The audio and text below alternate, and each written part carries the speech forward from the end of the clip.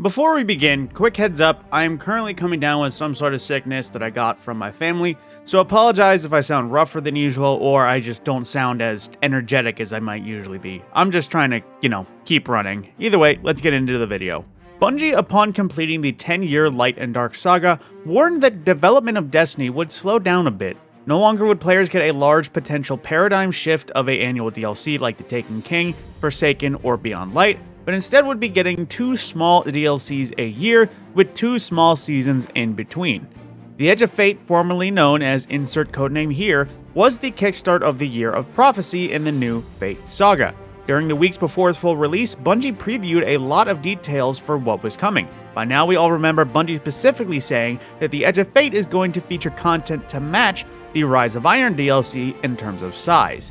And think of each of these expansions as a little bigger than something like a Rise of Iron from D1. That being said, I've been playing Destiny 1 on a fresh account and recently got to the light level required for Rise of Iron content. The more and more I went through both the campaign and post-campaign content, I realized just how much Bungie may have been misadvertising or just straight up lying in the size comparison. So I wanted to break down side by side how much each DLC had and if Bungie needs glasses to, properly see how much content they made themselves. To be clear, I'm not including the Portal or Solstice 2025 in this comparison. The Portal itself is mostly just rebranded legacy content, so I can't logically say it was a part of the Edge of Fate, even with solo ops considering it's just lost sectors in random locations, mostly not connected to Edge of Fate or Kepler. Same with the Solstice event, as it is not only separate but also a recurring event that happens every summer that would have happened regardless of Edge of Fate being released or not. I will be including the Dawning that happened during Rise of Iron though, because even though the event was limited time, it only happened the single time, and there are plenty of things that were updated and changed long term. The Dawning left its mark more than just a few cosmetics and a title. To start, let's look at the foundation of a Destiny expansion, the campaign. On the surface, Edge of Fate, which I shall refer to as Fate for the time being, is quite large, but let's break that down. Fate has a total of 14 different campaign missions according to ProGameTalk.com. Perspective, this can take anywhere between 4 and 8 hours, given that full playthrough videos on YouTube are mostly legendary campaigns and that Fate seems to be filled with puzzles.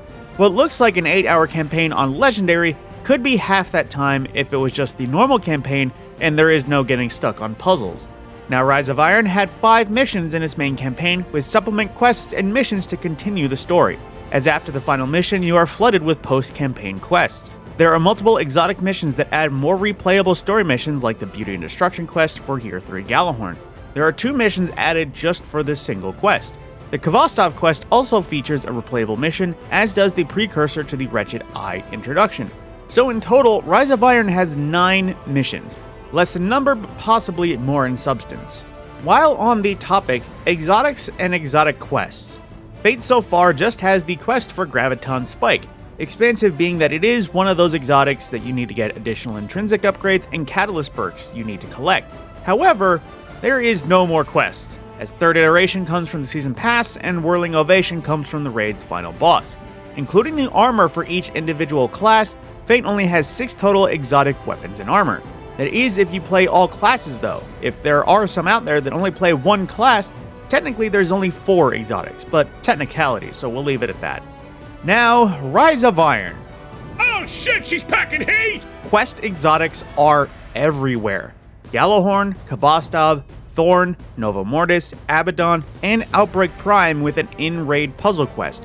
There was a few random dropped weapons in the form of the Trespasser sidearm and the Nemesis Star machine gun. Young Wolf's Howl was a campaign reward, and Icebreaker dropped from weekly Elite Strike bounties. But wait, there's more! Just the armor of Rise of Iron alone outnumbers how many exotics Fate has in total. Titans had 2, Dune Marchers and Thagamizers. Hunters had 2, Frosties and Shinobu's Vow. Warlocks even had 3, with Astrocyte Verse, Ophidian Aspect, and Transversive Steps.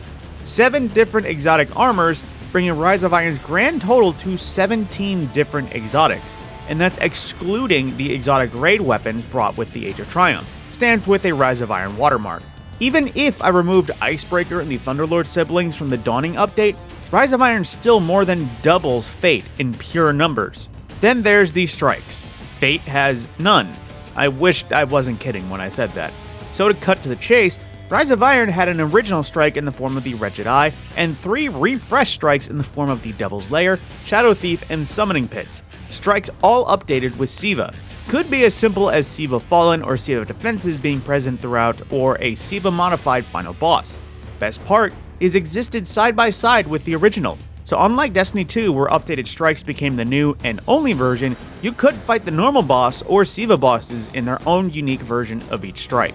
Touching up on some smaller parts, while Fate has Matter Spark tied to Kepler and Kepler only, Rise of Iron had new artifacts that came with some nifty perks and bonuses available in any activity throughout the entire game space, with some logical limits for Crucible. Something oddly effective like punching an enemy to temporarily make it into an ally, supercharging allies' super regeneration once you get your super fully charged, or even removing your super in exchange for additional melee and grenade charges with stat buffs to both recharge rates. I'd rather have an extra exotic perk other than Motion Sickness, the destination ability. For raids, while Desert Perpetual will be getting a hard mode, or as it's dubbed this time, an epic version in the coming season 2 months after the release, Wrath of the Machine got hard mode just 4 weeks after its initial release.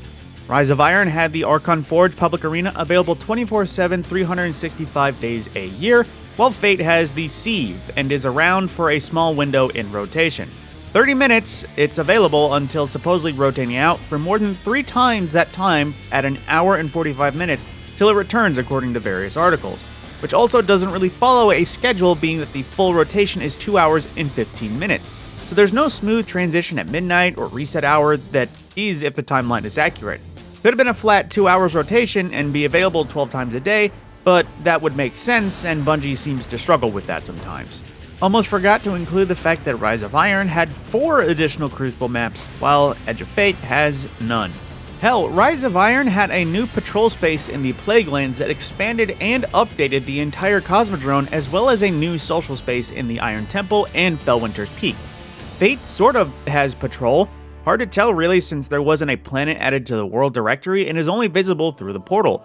Not to mention, when I searched Edge of Fate Patrol on YouTube, every single video result had nothing to do with patrol. Not to mention, it's not a public patrol. For some reason, Bungie really likes making patrol just you and your fire team with no public random matchmaking. If these claims are false, trust me, I went looking for the actual answers. I just couldn't find any without wasting $40. So in summary, Rise of Iron had more quality over quantity in terms of campaign and replayable story. Rise of Iron flat out had more than double the amount of exotics released at 17 versus Fate's 6. Rise of Iron had 4 more strikes over Fate's 0. Cleaner abilities usable anywhere in every activity versus Motion Sickness the Ball just on Kepler. Faster released raid content, additional Crucible maps versus none, and a public arena and a public patrol zone that also updated an entire previously owned destination versus a closed and private patrol space with an arena available 30 minutes then gone for 3 times that length of time. If you ask me honestly, Edge of Fate being a Rise of Iron sized DLC was not accurate, a bamboozle, a false advertisement, just a blank-faced lie, however you want to call it. How Bungie made a comparison to their own works and didn't even make an accurate comparison to their own intellectual property, it gives me such a headache to think that Bungie can't even keep track of their own history. Plus, actually thinking about it, Rise of Iron added and expanded while the portal replaced and forced irrelevance upon the rest of the game. Hard for an expansion to feel big when there isn't a lot of content worth returning to. Either way, that's all I have to talk about here. I still think about how Bungie still hasn't returned Harbinger back to the rotation, even though they promised it not long after 0 Hour and the Whisper got their reprisals. The fact that Bungie misses their own to-do lists and can't even make accurate comparisons to their own works is just bewildering to me. The longer I shake my head at Bungie, the more and more I want Sony to sunset half of Bungie to make development easier for the future, and use Bungie's own logic against them.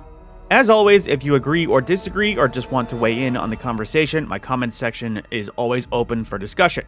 If you enjoyed, please leave a like or even consider subbing to my channel. We've had pretty good progress on the channel lately. After just hitting 1,000 subs a little over a month ago, we just passed 1,200, and I love seeing the number go up while just being myself. Try to bring as much common sense logic I can to Destiny while hopefully giving a voice to those that just love Destiny but just hate the animal that it's become. And suddenly I got 3 Days Grace stuck in my head. On that note, my name is the Mad Scorpion, and I will see you in the next video.